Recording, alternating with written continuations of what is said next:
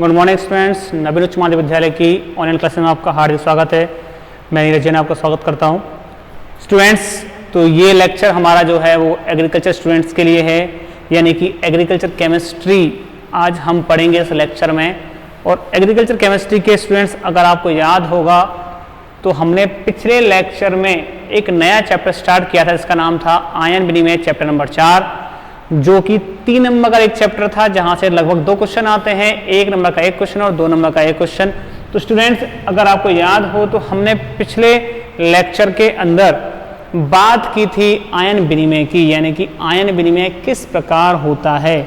Ion विनिमय, धनायन का विनिमय, ऋणायन का विनिमय किस प्रकार होता है, आयन विनिमय क्या होता है, धनायन विनिमय क्या होता है, ऋणायन विनिमय क्या होता है, धनायन विनिमय की क्या क्रिया विधि है, उसके बारे में हमने विस्तार से चर्चा की थी डायग्राम के माध्यम से।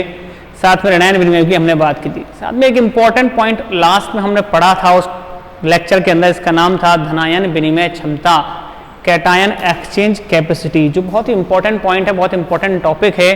तो स्टूडेंट्स, आज उसी टॉपिक को मैं कंटिन्यू करते हुए उस टॉपिक से आगे की ओर बढ़ता हूँ। देखिए स्टूडेंट्स, हम बात कर रहे थे धनायन विनिमय क्षमता की, CEC कैटायन एक्सचेंज कैपेसिटी, जो लगभग इसी नाम से पूछ भी जाती है। और आपको अगर याद हो तो पिछले चैप्टर में भी हमने इससे संबंधित कुछ बात की थी, जब हमने ह्यूमस की धनायन विनिमय क्षमता की बात की, जो लगभग 150 से 300 सेंटीमोल प्रति किलोग्राम थी। देखिए स्टूडेंट्स, अगर आप याद करें धनायन विनिमय क्षमता को, एक बार रिपीट कर रहे हैं, थोड़ा सा समझें इसको। देखिए 1 किलोग्राम शुष्क मृदा द्वारा अधिशोषित हाइड्रोजन आयन अथवा इसके समतुल्य आयनों की अधिशोषित मात्रा धनायन विनिमय क्षमता कहलाती है। मैं नहीं समझने की सीधी सी बात में अगर ऐसे एक्सप्लेन करूं तो देखिए इसका मतलब सीधा सा है। स्टूडेंट्स, अगर बात करें इसके लिए, देखिए किसी आपने बात की 1 किलोग्राम शुष्क मृदा, एक मानक मान लिया है आपने, 1 किलोग्राम शुष्क मृदा ली है, तो उस शुष्क मृदा द्वारा कितने हाइड्रोजन आयनों का अधिशोषण किया जाएगा, अथवा इसके समतुल्य, इसके समान ही कितने प्रतिशत आयन हैं, कितने आयन हैं जिनका अधिशोषण होगा, उस मात्रा को हम कहते हैं धनायन विनिमय क्षमता। यानी किसी मृदा की धनायन विनिमय क्षमता उसके अनेक कारकों को प्रभावित करती है, अनेक कारक इससे जुड़े हुए हैं। तो धनायन विनिमय क्षमता जो है वो जो निर्भरता है उसके कारण किसी भी मृदा के अंदर कितनी उर्वरता होगी, क्या हुमस होगा, या फिर कह सकते हैं कितनी उसकी प्रोडक्टिविटी होगी, उत्पादकता होगी, बहुत कुछ इस पर निर्भर करता है। तो हम कह सकते हैं कि पौधों के लिए या मृदा की धनायन विनिमय क्षमता का ज्ञात होना बेहद आवश्यक है। अगर आपसे कहा जाए तो हम कह सकते हैं कि धनायन विनिमय क्षमता जो होती है, अगर कहा जाए तो पौधे के आवश्यकता अनुसार मृदा में जो उर्वरता होती है, उसके बाद दूसरा पॉइंट है जिसके माध्यम से हम मृदा की उत्पादकता की जानकारी प्राप्त कर सकते हैं। तो देखिए, अगर बात करें धनायन विनिमय क्षमता की, तो इसकी हमने कहा था इसकी इकाई है सेंटीमोल प्रति किलोग्राम। सेंटीमोल प्रति किलोग्राम, जो मैंने उस दिन आपसे बात की थी कि सेंटीमोल प्रति किलोग्राम इसकी एक मानक इकाई है जो हमें याद भी रखनी है, सेंटीमोल प्रति किलोग्राम क्योंकि इस इकाई को बोर्ड एग्जाम में आपसे पूछा जा सकता है, धनायन विनिमय क्षमता क्या है, इसकी इकाई लिखिए।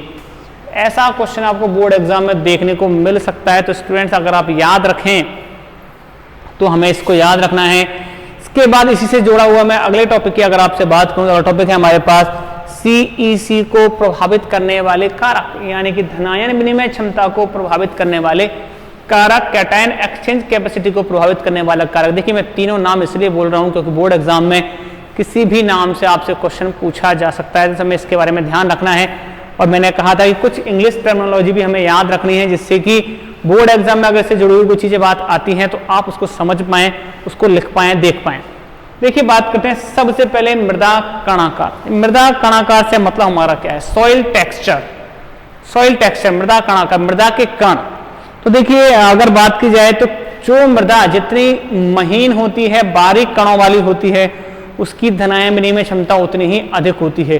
तुलनात्मक रूप से अगर बात करें तो हमने कहा मोटी कणों वाली जो मृदा है उसकी धनायन विनिमय क्षमता महीन कणों वाली मृदा की तुलना में कम मिलती है। इसका एक तुलनात्मक अंतर हम यहाँ देख लेते हैं, बलुई दोमट। देखिए, मैं बात करूं यहाँ पर बलुई दोमट की, तो बलुई दोमट मृदा की सीईसी आपको यहाँ दिख रही है 5 से 10 मोल प्रति किलोग्राम, सेंटीमोल प्रति किलोग्राम। यानी आप देख पा रहे हैं बलुई दोमट, जानते हैं बलुई मृदा थोड़ी सी मोटी होती है, कणाकार होती है, तो बलुई दोमट की जो सीईसी है वो कितनी है 5 से 10 सेंटीमोल प्रति किलोग्राम है। उसी प्रकार मटियार दोमट की है 15 से 20 सेंटीमोल प्रति किलोग्राम। मटियार दोमट जिसकी मृदा होती है, उस मृदा की जो कण होते हैं वो बारीक होते हैं, इसलिए इसकी सीईसी यानी कि धनायन विनिमय क्षमता तुलनात्मक रूप से अधिक है। और अगर आपको एक छोटी सी जानकारी और दूं तो वर्ष 2019 के पेपर में 2019 आरबीएससी बोर्ड के पेपर में यह क्वेश्चन पूछा गया था, बलुई दोमट की धनायन विनिमय क्षमता कितनी होती है। ये आपसे बोर्ड एग्जाम में पूछा हुआ क्वेश्चन है। तो स्टूडेंट्स 1 नंबर का क्वेश्चन पूछा गया था और अगर हमें मान याद रहे तो हम आसानी से इसका उत्तर दे सकते हैं 5 से 10 सेंटीमोल प्रति किलोग्राम। तो कई छोटी छोटी चीजें बोर्ड एग्जाम में आपसे 1 नंबर में पूछ ली जाती हैं, तो मैं इसलिए नोट डाउन करता हूं बोर्ड पर, इससे कि आप उसे समझ पाएं, देख पाएं और उसको याद रख पाएं। तो स्टूडेंट्स याद रखें, मैं एक बार रिपीट कर रहा हूं इसे, कि जितने महीन कण होते हैं उसकी धनायन विनिमय क्षमता उतनी ही अधिक होती है मोटे कण वाली मृदा की तुलना में। तो स्टूडेंट देखिए अगले जो कारक उसकी बात करें, क्ले की मात्रा व प्रकार। क्ले की मात्रा, देखिए क्ले शब्द पिछले चैप्टर में हम पढ़ के आए हैं, जहां हमने मृदा कोलाइड की बात की थी, वहां हमने क्ले शब्द इस्तेमाल किया था, मृत्तिका शब्द इस्तेमाल किया था, जहां हमने बात की थी सिलिकेट क्ले के बारे में, यानी कि केओलिनाइट, मोंटमोरिलोनाइट और एलाइट समूह को लेकर हमने बात की। तो स्टूडेंट्स आपको याद होगा वहां भी हमने कहा था कि मोंटमोरिलोनाइट की धनायन विनिमय क्षमता केओलिनाइट और एलाइट की तुलना में अधिक पाई जाती है। तो हम कह रहे हैं कि जिस प्रकार की क्ले मृदा में अधिक पाई जाएगी उसकी धनायन विनिमय क्षमता उसी आधार पर ज्ञात की जाएगी। आप कह सकते हैं कि अगर मृदा में मोंटमोरिलोनाइट समूह अधिक उपस्थित है तो उस अवस्था में उसकी धनायन विनिमय क्षमता अधिक होगी, जबकि केओलिनाइट और एलाइट तुलनात्मक रूप से उसकी तुलना में कम धनायन विनिमय क्षमता को प्रदर्शित करेंगे। तो हम कह सकते हैं कि मोंटमोरिलोनाइट जो समूह है उसकी धनायन विनिमय क्षमता अधिक है, जबकि केओलिनाइट और एलाइट की कम है। अगर मैं तुलनात्मक इसे रूप से लिखूं तो मैं देखो लिख सकता हूं इसे, केओलिनाइट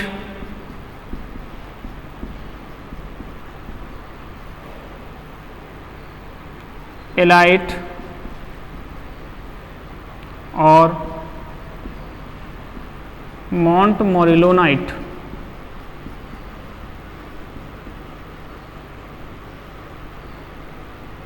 स्टूडेंट्स आपको याद होगा कि इन टॉपिक्स में जब हम पढ़ रहे थे तो हम इनके बारे में काफी विस्तार से चर्चा की, विस्तार से इसे पढ़ा था। देखिए अगर इनकी रेंज लिखूं मैं तो 3 से 15 सेंटीमोल प्रति किलोग्राम इसकी धनायन विनिमय क्षमता मिलती है, जबकि लगभग 20 से 40 सेंटीमोल प्रति किलोग्राम मिलता है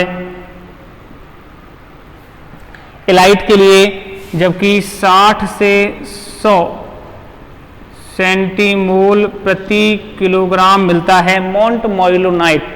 तो आप तुलनात्मक रूप से यहां देख सकते हैं कि केओलिनाइट में सबसे कम है 3 से 15 सेंटीमोल प्रति किलोग्राम, एलाइट में है 20 से 40 सेंटीमोल प्रति किलोग्राम, जबकि मोंटमोरिलोनाइट में 60 से 100 सेंटीमोल प्रति किलोग्राम यहां आपको देखने को मिलती है धनायन विनिमय क्षमता। अब इसका एक छोटा सा कारण मैं आपको यहां एक्सप्लेन करता चलता हूं। आपको याद होगा जब हमने केओलिनाइट बनाया तो हमने कहा था कि उसके लिए अधिशोषण क्षेत्र है वो थोड़ा कम है, और कम अधिशोषण क्षेत्र होने के कारण धनायन विनिमय क्षमता कम पाई जाती है, धनायनों का विनिमय नहीं हो पाता। जबकि एलाइट में तुलनात्मक रूप से मोंटमोरिलोनाइट से कम था लेकिन केओलिनाइट से उसमें अधिक था, इसलिए वहां पर केओलिनाइट तुलना में एलाइट के अंदर जो सीईसी होती है वो अधिक मिलती है, जो कि मोंटमोरिलोनाइट में सर्वाधिक अधिशोषण क्षेत्र था, इसलिए वहां पर धनायन विनिमय क्षमता का मान भी उतना ही अधिक पाया जाता है। तो स्टूडेंट्स आपको याद रहे केओलिनाइट एलाइट और मोंटमोलिनाइट, ये 3 पॉइंट्स हमें जरूर निश्चित रूप से नोट कर लें अपने पास, इससे कि अगर इनसे संबंधित कोई क्वेश्चन आपसे पूछा जाए तो आपको याद वो रहे। अगली बात हम करते हैं मृदा पीएच। बेहद इंपॉर्टेंट पॉइंट है मृदा पीएच। देखिए मृदा पीएच किस प्रकार से धनायन विनिमय क्षमता को प्रभावित कर सकता है। तो देखिए हमने जब पढ़ रहे थे हम धनायनों के विनिमय की बात, तो हमने कहा था कि मृदा में जितने अधिक धनायन पाए जाएंगे मृदा उतनी ही अधिक क्षारीय होगी, क्षारीय प्रकृति की मृदा वो मिलेगी। इसका मतलब है कि अगर मृदा की अगर आप बात कर रहे हैं तो मृदा में जितने अधिक क्षारीयपन पाया जाएगा उसकी CEC यानी कि धनायन विनिमय क्षमता उतनी ही अधिक होगी। तो हम कह सकते हैं कि क्षारीय मृदाओं की धनायन विनिमय क्षमता का मान अम्लीय मृदाओं की तुलना में अधिक पाया जाता है।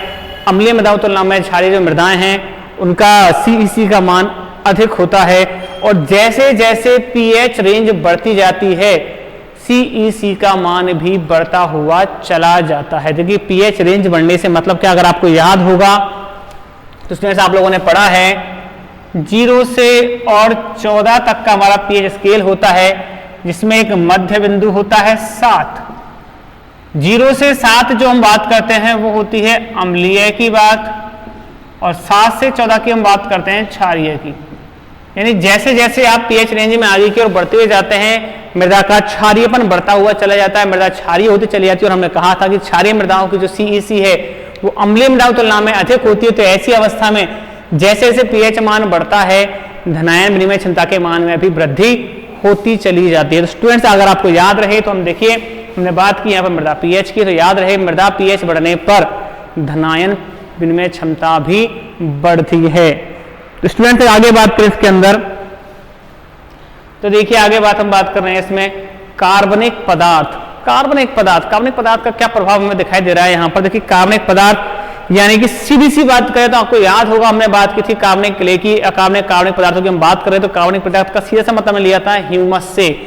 तो मृदा में जितनी अधिक ह्यूमस होती है उसकी धनायन विनिमय क्षमता उतनी ही अधिक होती है। अगर आपको याद रहे हमने कहा था कि धनायन विनिमय क्षमता ह्यूमस की कितनी पाई जाती है 150 से 300 सेंटीमोल प्रति किलो, यानी बहुत उच्च श्रेणी की होती है, बहुत अधिक होती है। इसका मतलब मृदा में जितने अधिक कार्बनिक पदार्थ होंगे उस मृदा की धनायन विनिमय क्षमता उतनी ही अधिक होगी। तो आप कह सकते हैं कि अगर किसी मृदा में कार्बनिक पदार्थ की मात्रा बढ़ा दी जाए तो उसकी धनायन विनिमय क्षमता की मात्रा बढ़ सकती है। हम कह रहे हैं कि CEC को प्रभावित करने वाले 4 कारकों की हमने अभी बात की। पहला कारक मृदा कणाकार, मृदा जितनी अधिक बारीक होगी उसकी CEC उतनी ही अधिक होगी। क्ले की मात्रा प्रकार मैंने बात की तीनों की, इसमें केओलिनाइट, एलाइट और मोंटमोलिनाइट। इन तीनों में से मोंटमोलिनाइट के लिए CEC का मान सर्वाधिक मिलता है। मृदा pH की मैंने अभी आपसे बात की थी, जैसे जैसे pH रेंज बढ़ती है तो आप कह रहे हैं यहां पर pH इंक्रीज, अगर pH बढ़ेगा तो आप कहेंगे कि यहां पर CEC का मान भी क्या होगा, बढ़ जाएगा। तो pH का मान बढ़ने पर CEC का मान बढ़ता है, यानी कि आप कह सकते हैं क्षारीय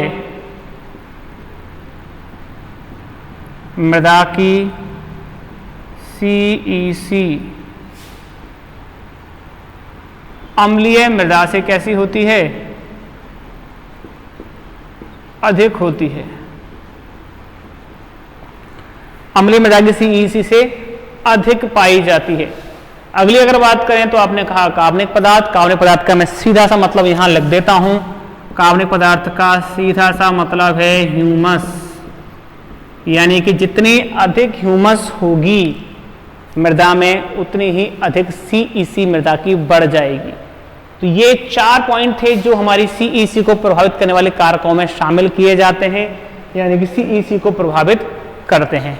तो अगली बात करें CEC पर पोषक तत्वों की निर्भरता, यानी कि CEC के कारण मृदा की जो पोषक तत्व हैं वो किस प्रकार से इस पर निर्भर होते हैं कि CEC बढ़ने पर उनकी मात्रा बढ़ेगी या घट जाएगी।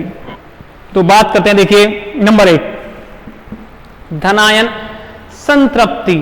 धनायन संतृप्ति से हमारा मतलब क्या है, देखिए हम कह सकते हैं कि यदि मृदा के अंदर धनायन अधिक संतृप्त मात्रा में है तो उनका विस्थापन भी उतनी ही अधिक मात्रा में आसानी से संभव हो पाएगा, यानी कि धनायनों का विनिमय इजीली आसानी से संपन्न होगा। देखिए आप जानकर बात करें, अगर मृदा में कैल्शियम आयन की अधिकता है, आप कह सकते हैं कि अगर मृदा में कैल्शियम आयन अधिक है तो सीधा सा मतलब है कि कैल्शियम आयन का विनिमय आसानी से संभव हो पाएगा।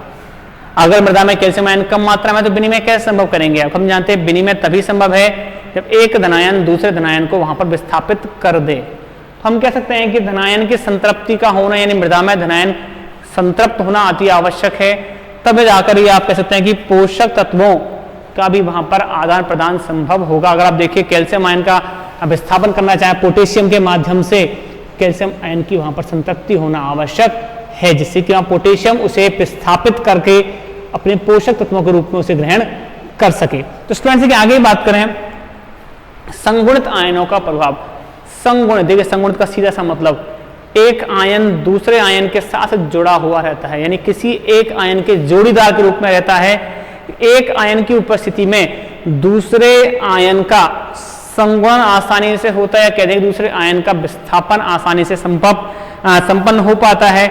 हम देखिए इसका सीधा सा मतलब हो सकते हैं कि एक धनायन जो होता है वह दूसरे धनायन के लिए संगुणन का कार्य करता है, संगुणित होते हैं, एक दूसरे से जुड़े हुए होते हैं। और हम बोल सकते हैं कि वे पोषक तत्वों की प्राप्तता को प्रभावित करते हैं। जैसा आपने कहा कि अगर मृदा के अंदर कैल्शियम का आधिक्य हो जाता है तो वो पोटेशियम के आधिक्य को कम कर देता है, यानी पोटेशियम की मात्रा को कम कर देता है।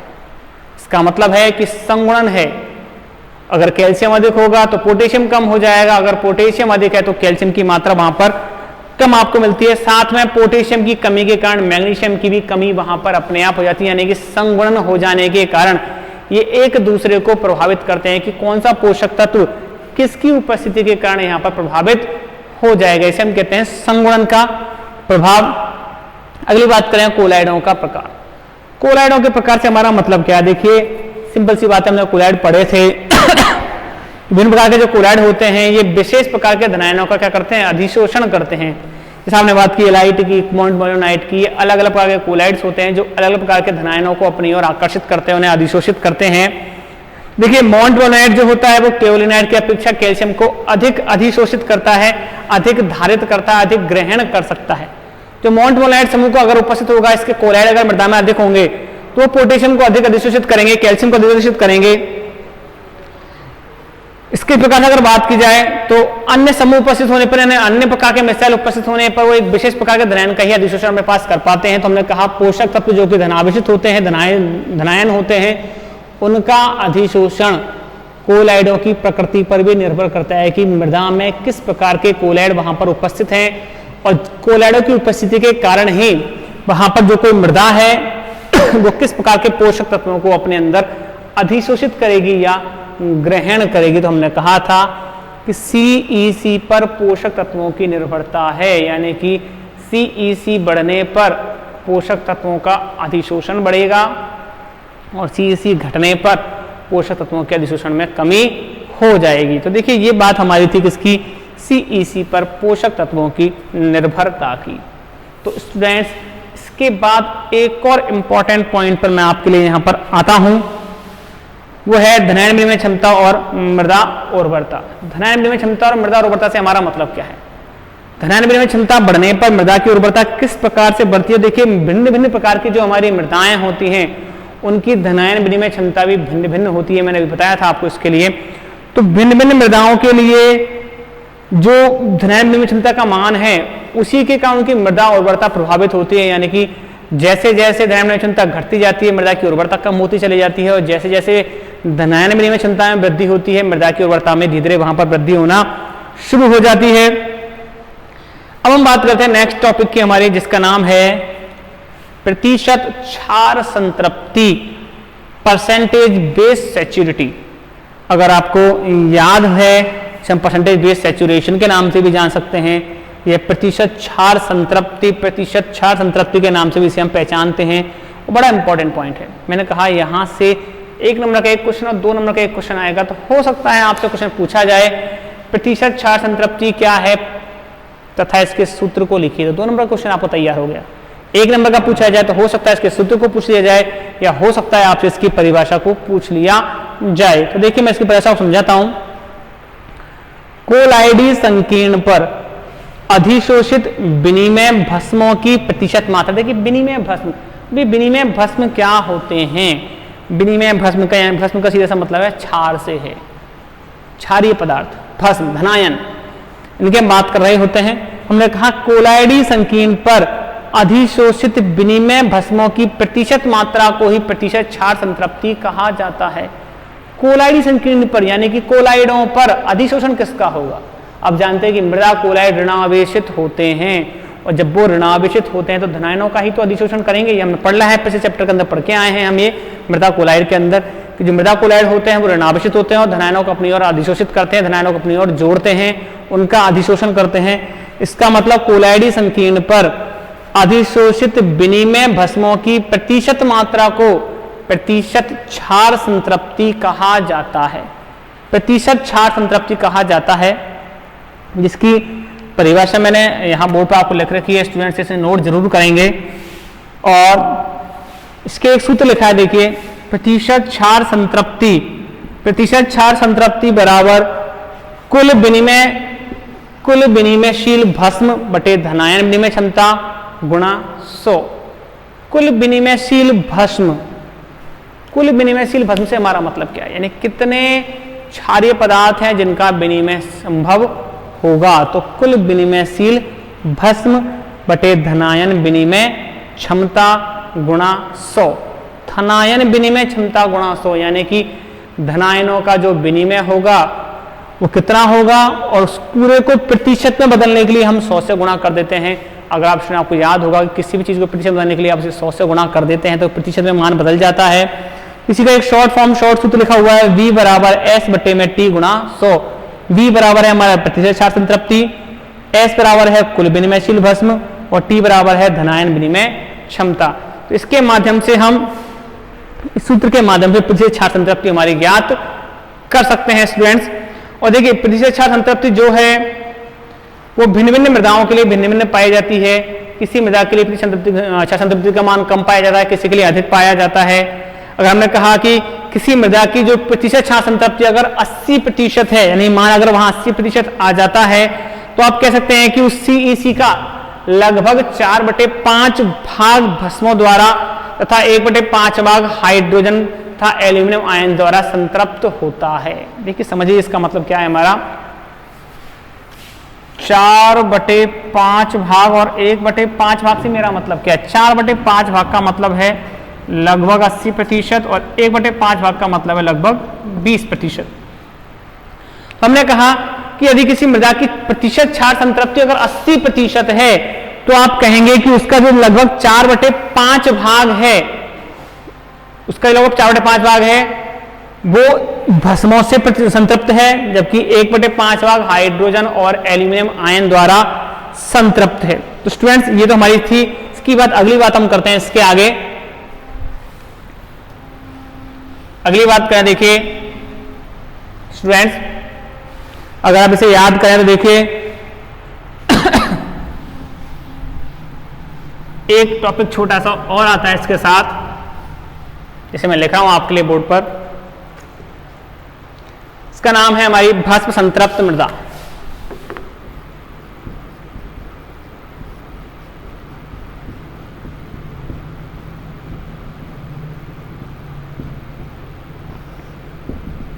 भस्म संतृप्त मृदा क्या है? तो देखिए भस्म संतृप्त मृदा की अगर बात करूं तो हम कहते हैं कि बेमृदा कोलाइड या बेमृदा जिनके कोलाइड कैल्शियम आयनों से, विनिमय कैल्शियम आयनों से यानी कि एक्सचेंजेबल कैल्शियम आयनों से संतृप्त होते हैं, उसे हम भस्म संतृप्त मृदा कहते हैं। तो लिखते देखिए बेमृदा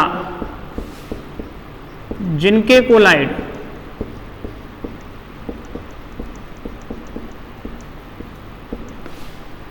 विनिमय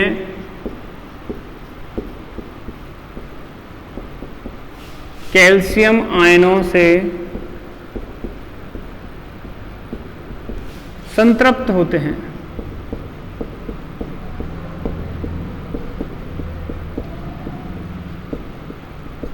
संतृप्त होते हैं उन्हें हम भस्म संतृप्त मृदा कहते हैं।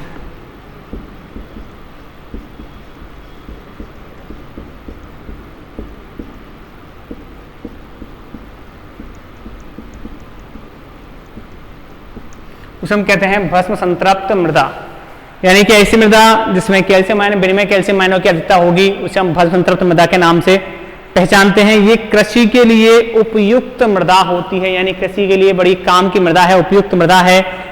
और जब इस संतृप्तता में कमी आ जाती है उसे हम कहते हैं भस्म असंतृप्त मृदा, यानी कि जब इस कैल्शियम आयनों की संतृप्तता में कमी आती है तो उसे भस्म असंतृप्त मृदा के नाम से पहचाना जाता है। ये भी एक छोटी सी परिभाषा है, इसे हम नोट करेंगे, याद रखेंगे। अब बात करते हैं अगले टॉपिक की, इसका नाम है आयन विनिमय का महत्व। आयन विनिमय का महत्व देखिए वर्ष 2019 के बोर्ड एग्जाम में आपसे पूछा जा चुका है 2 नंबर के क्वेश्चन में। 2 नंबर क्वेश्चन में आपसे पूछ लिया था आयन विनिमय का महत्व लिखिए। तो देखिए आयन विनिमय का क्या महत्व है। अभी हमने पढ़ा था कि जो जो कारक प्रभावित करते हैं वो सब महत्वपूर्ण होते हैं, महत्व के लिए ही होते हैं। देखिए पहला पॉइंट इसका है कि पोषक तत्वों में की जो प्राप्तता और अप्राप्तता है वो निर्भर करती है आयन विनिमय पर, यानी कि जितना अधिक आयनों का विनिमय होगा पोषक तत्वों का भी विनिमय उसी के आधार पर होगा। यानी कि एक आयन है, धनायन है, ऋणायन है, उसका जो विनिमय है वही निर्भर करता है पोषक तत्वों के विनिमय पर। तो पोषक तत्वों की प्राप्तता और अप्राप्तता आयन विनिमय पर निर्भर होती है। अगली बात करें इसके अंदर, तो हमने कहा कोलाइडी के पर अगर धनायन उचित प्रकार के होते हैं तो मृदा की संरचना को नियंत्रित करते हैं। कोलाइडी कणों पर अगर सही मात्रा में धनायनों का विनिमय होगा, धनायन उपस्थित होंगे तो उस अवस्था में जो मृदा की संरचना है वो नियमित बनी रहेगी। आप कैसे मृदा की संरचना नियंत्रित रहेगी, वो खराब नहीं होगी, उसे कंट्रोल किया जा सकता है। अगली अगर बात करें इसके अंदर, तो हम कह सकते हैं कि मृदा निर्माण के जो प्रक्रम होते हैं जिनमें खनिजों के माध्यम से मृदा का निर्माण होता है, तो वहां जो क्ले के कण हैं वो धनायनों को अनियंत्रित रख पाते हैं, धनायनों को अपने साथ जोड़ के रखते हैं। तो धनायन विनिमय के कारण, या कह सकते हैं आयन विनिमय के कारण ही मृदा की जो निर्माण होता है वो बहुत ही नियंत्रित तरीके से हो पाता है। अगले पॉइंट की अगर बात करें इसमें, तो हम कह सकते हैं कि धनायन विनिमय के माध्यम से या आयनों के विनिमय के माध्यम से हम अम्लीय और क्षारीय मृदाओं में सुधार कर सकते हैं। यानी कोई मृदा अगर अधिक अम्लीय है तो उसमें धनायनों का विनिमय कराकर वहां पर उसे क्षारीय यानी कि उदासीन अवस्था में लाया जा सकता है, या मृदा कोई अधिक क्षारीय है तो उसे अम्लीय में परिवर्तित किया जा सकता है। अगले पॉइंट की बात करें, हम कह सकते हैं कि मृदा में उर्वरकों के प्रभाव को भी हम इसमें नियंत्रित कर सकते हैं। यानी कि हम ये देख सकते हैं कि किस प्रकार का उर्वरक हमारी मृदा के लिए उपयोगी होगा, तो उसके लिए भी ये बहुत ही उपयोगी होता है। तो स्टूडेंट्स, इस प्रकार से आपका आज ये चैप्टर भी कंप्लीट हो जाता है। यानी कि हम कह सकते हैं कि हमारे अब 2 चैप्टर कंप्लीट हैं। चैप्टर नंबर 3 मृदा कोलाइड और चैप्टर नंबर 4 आयन विनिमय, यानी 6 नंबर के चैप्टर हम यहाँ पर हमारे कंप्लीट कर चुके हैं स्टूडेंट्स। तो अब आपको याद रखना है 6 नंबर का मैटर हमारा कंप्लीट है, तो 6 नंबर की पढ़ाई हम कम से कम पूरी करके रखें, नोट्स पूरे रखें। और स्टूडेंट्स, मैंने आपसे पहले भी कहा था कि आप जो भी नोट्स बना रहे हैं उनकी मुझे फोटो खींचकर आप जरूर व्हाट्सएप पर भेजें, जिससे कि मुझे ये पता लग पाए कि आप स्टूडेंट्स लगातार अपना काम कर रहे हैं और पढ़ाई भी नियमित रूप से कर रहे हैं। तो स्टूडेंट्स देखिए, मैं इसके कुछ क्वेश्चंस आपको बोर्ड पर जरूर लिख देता हूं, जिससे कि आप उनको लिख पाएं अपने नोट्स में और उन्हें अपनी पढ़ाई में शामिल कर पाएं। मैं ऐसे लिख देता हूं बोर्ड पर। देखिए, पहला क्वेश्चन आपको मैं लिख रहा हूं यहां पर, आयन विनिमय का महत्व लिखिए।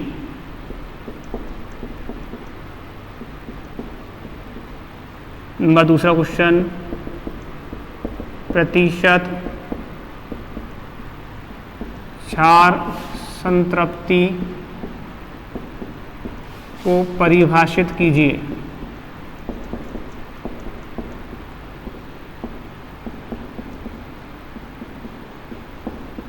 वह इसका सूत्र लिखिए।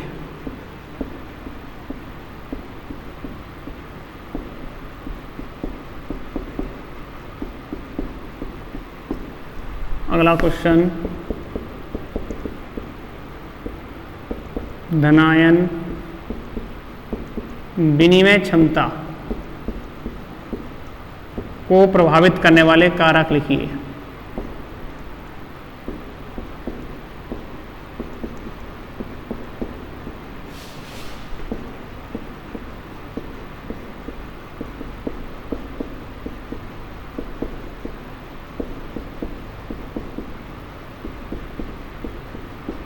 और स्टूडेंट नंबर 4 क्वेश्चन आप लिखें यहाँ पर।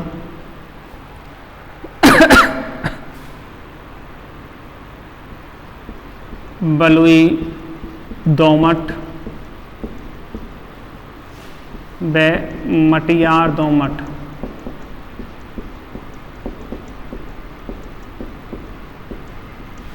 की CEC लिखिए। और नंबर 5 धनायन विनिमय क्षमता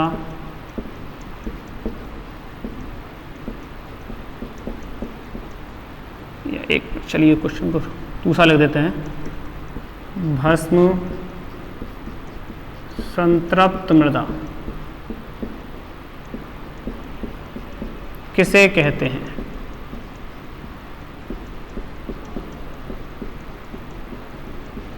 स्टूडेंट्स, ये आपके 5 क्वेश्चन हैं जिन्हें आप अपने नोटों पर नोट करेंगे, पढ़ेंगे, याद रखेंगे और इनसे संबंधित क्वेश्चन जरूर आपके बोर्ड एग्जाम में आपको मिलेंगे। तो स्टूडेंट्स, नए वीडियो नए लेक्चर के अंदर हम नया चैप्टर स्टार्ट करेंगे, तो अपने आप को अपडेट रखिए जिससे कि हम तैयार रहें, आगे बढ़ते रहें। ठीक है स्टूडेंट्स, आज के लेक्चर में इतना ही। Thank you.